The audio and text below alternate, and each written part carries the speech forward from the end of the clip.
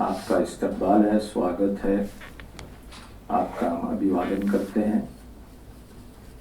गुज़िश्ता महीने हमारी ये प्रेस कॉन्फ्रेंस नहीं हो सकी। उसका कारण ये था कि जमात इस्लामी का इलेक्शन प्रोसेस, उसके अमीर प्रेसिडेंट का इंतखाब होता है 4 साल में एक बार। 4 साल जमात इस्लामी का टर्म है। पिछला टर्म खत्म होने के बाद इलेक्शन का प्रोसेस चल रहा था, तो सारी सेंट्रल लीडरशिप जमात इस्लामी की उसमें मसरूफ़ थी।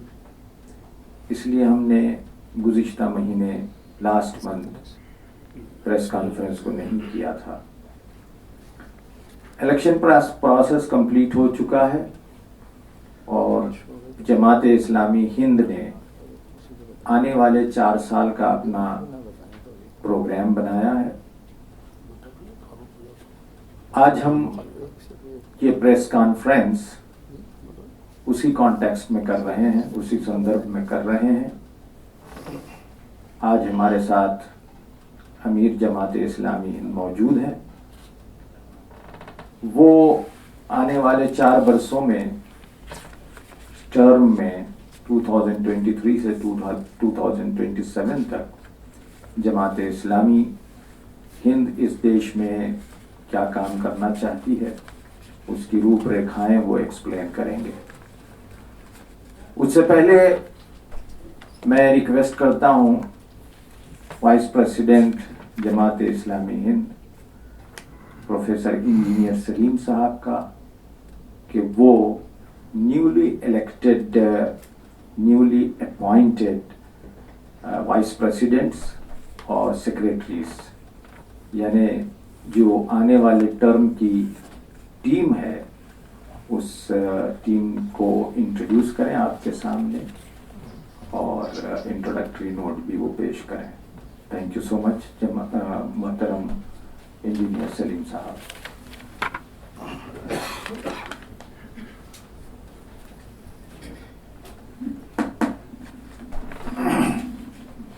बिस्मिल्लाहिर्रहमानिर्रहीम। सभी को सलाम व आदाब। जमात इस्लामी हिंद के हेडक्वार्टर में आज ये इस मिकात यानी इस नए टर्म की पहली प्रेस कॉन्फ्रेंस है। इसमें आप सभी का इस्तकबाल है, स्वागत है।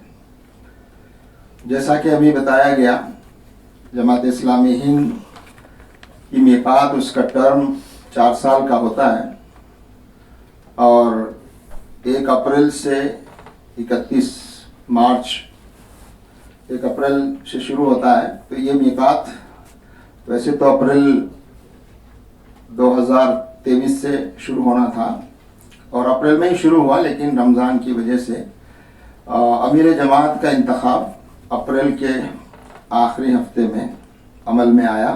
वो आप सबके इल्म में आ चुका है। उसके बाद पूरे मुल्क से मरकज़ी शूरा का इंतखाब होता है, नेशनल एडवाइजरी काउंसिल। 25 लोगों पर मुश्तमिल ये शूरा है। और उसके बाद मोहतरम अमीर जमात अपनी टीम, नई मिकात के लिए हर मिकात में टीम की तश्कील की जाती है। तो इस मिकात में जो टीम बनाई गई है उसमें क़य्यम जमात यानी सेक्रेटरी जनरल जनाब टी आरिफ अली साहब, जो पिछले मिकात यानी 2019 से 2023 की मिकात में भी क़य्यम जमात रहे। उससे पहले नायब अमीर जमात रहे और केरला में आप एक लंबी मुद्दत तक वहाँ अमीर हल्का की स्टेट प्रेसिडेंट की जिम्मेदारी निभाते रहे। तो टी आरिफ अली साहब को इस मिकात में सेक्रेटरी जनरल यानी क़य्यम जमात मुकर्रर किया गया। 4 वाइस प्रेसिडेंट्स नायब उमरा मुकर्रर किए गए हैं। जनाब एस अमीनुल हसन साहब जो मेरी दाईं जानिब तशरीफ़ फरमा हैं, आप वाकिफ़ हैं, पिछले मिक़ात में भी जनाब एस अमीनुल हसन साहब नायब अमीर जमात थे। आपका ताल्लुक़ कर्नाटका से है। और मलिक मोहतसिम खान साहब जो बाई जानिब हैं, तेलंगाना के निज़ामाबाद से आपका ताल्लुक़ है और पिछले मिक़ात में मरकज़ में सेक्रेटरी की ज़िम्मेदारी आप पर थी। इस नई मिक़ात में आपको नायब अमीर मुकर्रर किया गया है। मौलाना वलीउल्लाह सईदी फलाही साहब, आप इनसे भी अच्छी तरह वाकिफ़ हैं। पिछले मिक़ात में भी आप मरकज़ में सेक्रेटरी की ज़िम्मेदारी निभा रहे थे। आपका ताल्लुक़ उत्तर प्रदेश से है और मरकज़ आने से पहले आप उत्तर प्रदेश ईस्ट उसके अमीर हल्का रहे हैं। मेरा नाम भी नायब उमरा में शामिल किया गया है, आप वाकिफ़ हैं। इसके अलावा मोहतरम अमीर जमात ने इस मिक़ात के लिए 13 सेक्रेटरीज़ का तकर्रुर फरमाया है। उनके नाम भी मैं पढ़ देता हूँ और जो लोग यहाँ मौजूद हैं तो ज़हमत फरमाएं ताकि मीडिया के हमारे साथी भी आप हजरात को देख लें। हमारी 2 बहनें भी इन 13 सेक्रेटरीज़ की टीम में शामिल हैं। मोहतरमा रहमतुन्निसा साहिबा जिनका ताल्लुक़ केरला से है, आप पीछे तशरीफ़ फरमा हैं और पिछले मिक़ात में भी आप मरकज़ में सेक्रेटरी की ज़िम्मेदारी निभाती रही हैं। मोहतरमा शाइस्ता रफ़त साहिबा शायद मौजूद नहीं हैं, ये दिल्ली प्रदेश से इनका ताल्लुक़ है और इस मिक़ात में मरकज़ में इनको सेक्रेटरी की ज़िम्मेदारी दी गई। जनाब सैयद मोहिद्दीन शाकिर साहब, पिछले मिक़ात में भी आप सेक्रेटरी की ज़िम्मेदारी निभा रहे थे। तेलंगाना से आपका ताल्लुक़ है, एक लंबी मुद्दत आप बैरून मुल्क रहें और पिछले मिक़ात से आप मरकज़ में अपनी खिदमात अंजाम दे रहे हैं। मौलाना डॉक्टर मोहम्मद रज़ीउल इस्लाम नदवी साहब, पिछली मिक़ात में भी आप पर सेक्रेटरी की ज़िम्मेदारी थी। जनाब अब्दुल जब्बार सिद्दीकी साहब शायद मौजूद नहीं हैं, हैं? अच्छा ठीक है इंशाअल्लाह। और जनाब मोहिद्दीन गाजी साहब, पिछले मिक़ात में भी आप पर सेक्रेटरी की ज़िम्मेदारी थी। सैयद तनवीर अहमद साहब, आप वाकिफ़ हैं, पिछले मिक़ात में मीडिया की ज़िम्मेदारी आप पर रही है और आप तालीम से भी वाबस्ता रहे। कर्नाटका से आपका ताल्लुक़ है, तालीम के सेक्रेटरी की भी आप पर ज़िम्मेदारी थी पिछले मिक़ात में। जनाब अतीकुर रहमान साहब, ये पिछले मिक़ात में मरकज़ की टीम में शामिल थे, असिस्टेंट सेक्रेटरी के तौर पर। शोबा HRD आप देखते थे। इस मिक़ात में आपको सेक्रेटरी की ज़िम्मेदारी दी गई है। जनाब के सुहेल साहब केरला से, आप जानते हैं कि पहली मर्तबा मरकज़ की टीम में शामिल हुए हैं। इससे पहले SIO के कुल हिंद सदर यानी सदर तंजीम रह चुके हैं के सुहेल साहब। और मोहम्मद अब्दुल रफ़ीक साहब वेस्ट बंगाल, वो मौजूद नहीं हैं। ये पिछले मिक़ात में क्या वेस्ट बंगाल के प्रेसिडेंट थे, वेस्ट बंगाल के अमीर हल्का। इस मिक़ात में इनको मरकज़ में सेक्रेटरी की हैसियत से आपका तकर्रुर किया गया है। और जनाब शब्बीर आलम खान साहब, बिहार से ताल्लुक़ है और पिछले मिक़ात में भी आप मरकज़ में सेक्रेटरी की ज़िम्मेदारी आपने निभाई है। जनाब मोहम्मद अहमद साहब آپ کا تعلق اتر پردیش سے ہے اور ایک طویل مدت سے مرکز میں ذمہ داریاں نبھاتے رہے ہیں اور اس میقات میں بھی آپ کو سیکریٹری کی ذمہ داری دی گئی ہے. آپ کا تعلق اتر پردیش سے ہے اور یو پی ویسٹ کے امیر حلقہ آپ رہے ہیں مرکز آنے سے پہلے. جناب شفیع مدنی صاحب گجرات سے تعلق ہے اور پچھلی میقات میں بھی آپ سیکریٹری رہے. اس سے پہلے بھی ایک مرتبہ مرکز میں سیکریٹری رہ چکے ہیں. گجرات میں ایک لمبی مدت وہاں کے امیر حلقہ یعنی اسٹیٹ پریزیڈنٹ رہے اور اس مرتبہ بھی آپ کو مرکز کی سیکریٹریز کی ٹیم میں شامل کیا گیا ہے. تو جیسا کہ آپ کے علم میں ہے ابھی کل ہی مرکزی شورا کا اجلاس مکمل ہوا ہے اور اس اجلاس میں 4 سال کے لیے جماعت کن محاذ پر کام کرے گی, کون سی چیزیں ہماری نگاہ میں زیادہ توجہ کے لائق ہیں اور اس پر انشاءاللہ محترم امیر جماعت اپنی گفتگو میں روشنی ڈالیں گے. اور ابھی پروگرام اور منصوبہ بنانے کا کام مکمل ہوا ہے اور جیسے ہی وہ تیار ہو جائے گا شائع ہوگا انشاءاللہ آپ تک بھی پہنچایا جائے گا.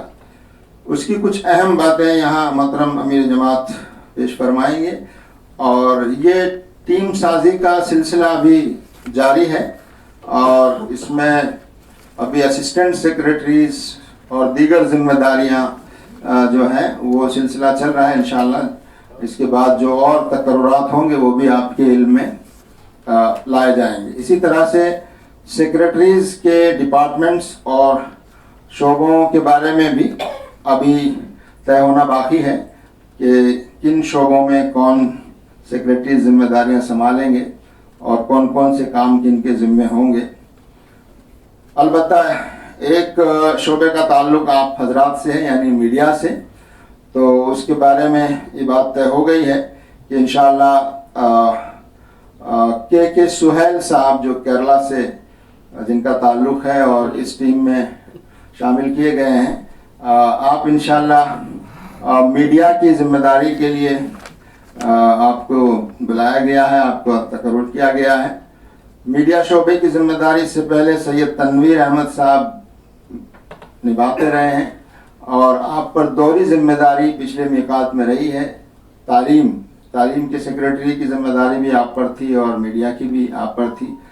اب میڈیا کو ایک فل فلیجڈ اور انڈیپینڈنٹ سیکریٹری میسر آیا ہے. انشاءاللہ تعالی اللہ تعالیٰ سے ہم ان سب ذمہ داروں کے لیے دعا کریں کہ یہ اپنی ذمہ داریاں اور اپنی صلاحیتیں اللہ تعالیٰ اس میں برکت عطا فرمائے اور ہم اپنی ذمہ داری ادا کر سکیں اور اس کا حق ادا کر سکیں. میں اب محترم امیر جماعت سے گزارش کروں گا کہ اس میقات میں جو منصوبہ ہم نے بنایا ہے اس کے کچھ اہم نکات آپ حضرات کے سامنے پیش فرمائیں گے اور اس کے بعد آپ حضرات کے کچھ سوالات بھی لیے جا سکتے ہیں. جزاک اللہ, شکریہ. بسم اللہ الرحمن الرحیم. نحمدہ و نصلی علی رسولہ الکریم. محترم بھائیوں اور بہنوں, میں بھی آپ سب کا مرکز کے میڈیا ہال میں اور نئے ٹرم میں اس پہلی پریس کانفرنس میں آپ سب کا استقبال کرتا ہوں, سواگت کرتا ہوں. جیسا کہ بتایا گیا, جماعت اسلامی ہند کی سینٹرل ایڈوائزری کونسل نے کل ہی اپنے 4 ایئر پلان 4 سالہ منصوبے کو فائنل کیا ہے.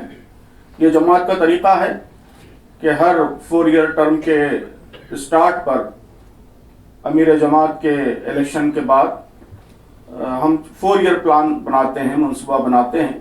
ملک کے حالات اور دیگر چیزوں کو سامنے رکھتے ہوئے اپنے منصوبے کو فائنل کرتے ہیں اور اس کے مطابق پھر پورے ملک میں 4 سال کام ہوتا ہے. تو یہ اس وقت جو نیا 4 ایئر پلان منظور کیا گیا ہے اس میں سب سے زیادہ امپورٹنس, سب سے زیادہ اہمیت اس بات کو دی گئی ہے کہ ملک کا پبلک اوپینین, ملک کی رائے عامہ, اس میں پازیٹیو چینج, مثبت تبدیلی آئے. یہ ایک طرح سے ہمارا سلوگن ہے اور پورے پلان کا مین موٹو ہے، مین مشن ہے۔ ہم چاہتے ہیں کہ اسلام کے تعلق سے اور اسلامی تعلیمات کے تعلق سے جو مس انڈرسٹینڈنگس ہیں، غلط فہمیاں ہیں جو پھیل رہی ہیں، پھیلائی جا رہی ہیں، وہ دور ہوں۔ اسلام کی تعلیمات، اسلام کی ٹیچنگز وہ کسی خاص کمیونٹی کے لیے نہیں ہے، کسی خاص سوسائٹی کے سیکشن کے لیے نہیں ہے، بلکہ یہ تمام انسانوں کے پروردگار، تمام انسانوں کے رب کی جانب سے، تمام انسانوں کی فلاح کے لیے، تمام انسانوں کے ویلفیئر کے لیے، تمام انسانوں کے سکسیس اور سیلویشن کے لیے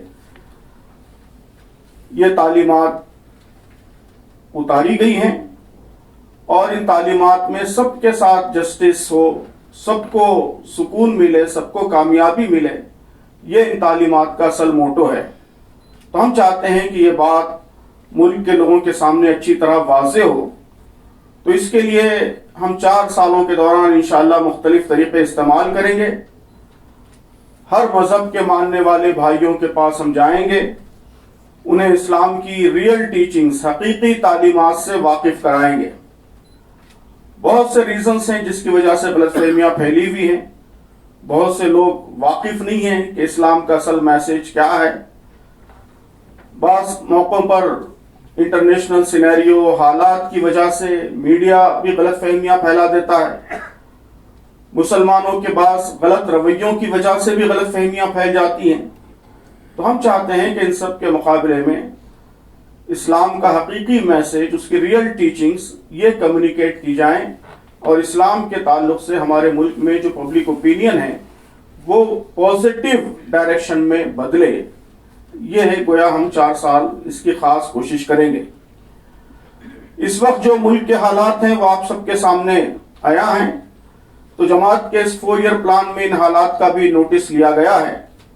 تو جماعت کی کوششوں کا ایک اہم ہدف یہ ہوگا کہ ہم ملک کے تمام انصاف پسند انڈیویجولز کے ساتھ اور تمام انصاف پسند گروپس کے ساتھ مل کر ملک کے اندر امن و امان کے لیے، پیس کے لیے، اور سارے طبقات کے ساتھ یہاں جسٹس ہو، انصاف ہو، اس کے لیے کوشش کریں گے، اور ملک میں ہر طرح کے ظلم کے خلاف، ناانصافی کے خلاف، فتنہ و فساد کے خلاف، نفرت اور تفریق کے خلاف، اور خوف و دہشت کے خلاف سب کے ساتھ مل کر ہم جدوجہد کریں گے، اور چاہیں گے کہ ہمارا ملک ان برائیوں سے پاک ہو۔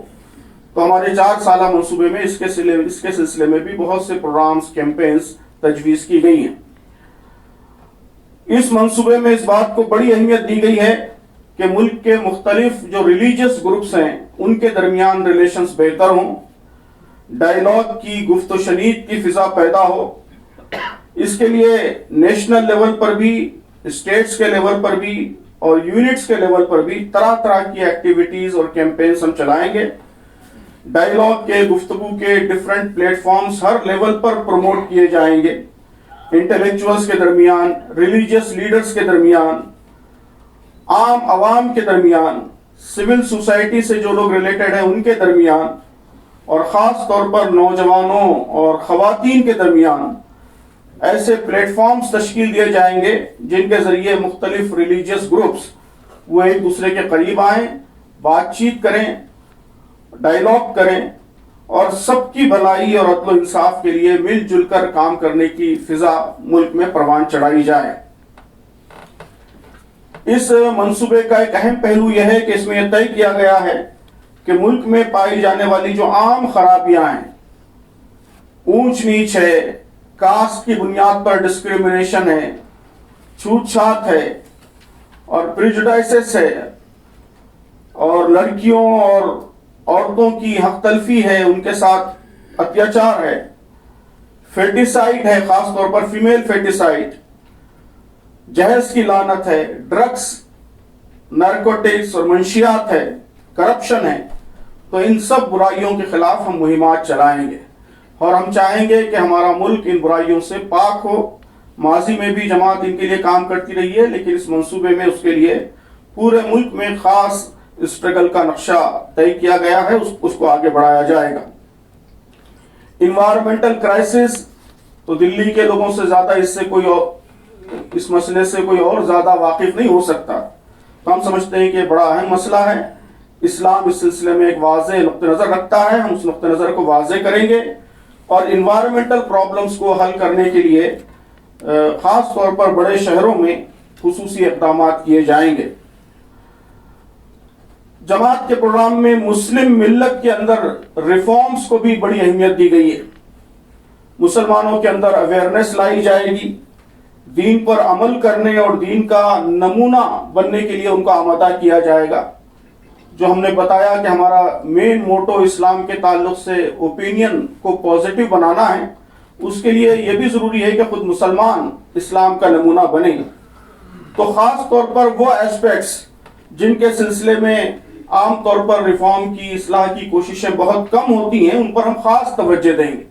مثلا یہ کہ شادی آسان ہو، نکاح آسان ہو، جہیز کی رسم ختم ہو، وراثت میں انہیریٹنس میں عورتوں کو حصہ ملے، عورتوں کے جو رائٹس ہیں وہ ان کو ادا کیے جائیں، اور بزنس میں اور فائنینشیل ٹرانزیکشنز میں ایمانداری ہو، ہمارے محلے صاف ستھرے ہوں، مسلم اور غیر مسلم نیبرز کے ساتھ، پڑوسیوں کے ساتھ ہمارا سلوک اچھا ہو. تو اس طرح کے ایشوز پر اسلام کی ٹیچنگز کو نمایاں بھی کیا جائے گا اور ان کے سلسلے میں جو مسلمانوں کے عملی رویے ہیں ان کو بہتر بنانے، اسلام کی تعلیمات سے ہم آہنگ کرنے کی کوشش کی جائے گی. جماعت نے طے کیا ہے کہ تعلیم پر، ایجوکیشن پر ہم خصوصی توجہ دیں گے. اس میں خاص طور پر ہمارے 3 امپورٹنٹ کنسرنز ہیں. پہلا کنسرن یہ ہے کہ ہمارا ایجوکیشنل سسٹم وہ سب کے لیے یکساں ہو، اس میں کسی خاص تہذیب کا تسلط نہ ہو، اور وہ انکلوسیو ہو، اور سب کے کلچرل رائٹ، سب کے کلچرل ایتھوس اس کا اس میں لحاظ ہو. یہ گویا پہلا کنسرن ہے. دوسرا ہمارا امپورٹنٹ کنسرن یہ ہے کہ ہمارا ایجوکیشنل سسٹم یہ مورل ویلیوز پر مبنی ہو. وہ صرف مٹیریلسٹک نہ ہو، صرف لوگوں کو جاب کے لیے تیار نہ کرے، بلکہ ایک اچھا ہیومن بینگ، اچھا سٹیزن وہ بنائے. اور ہمارا تیسرا اور بہت ہی امپورٹنٹ کنسرن یہ ہے کہ تعلیم عام ہو اور تمام شہریوں کے لیے ایزی ہو اور قابل حصول ہو. جس طرح ہم پرائیویٹائزیشن کی طرف بڑھ رہے ہیں، تعلیم مہنگی کر رہے ہیں، تو اس کے نتیجے میں خاص طور پر ہائر ایجوکیشن یہ سماج کے ایلیٹ سیکشنز تک محدود ہوتا جا رہا ہے. غریب لوگ اس سے محروم ہو رہے ہیں.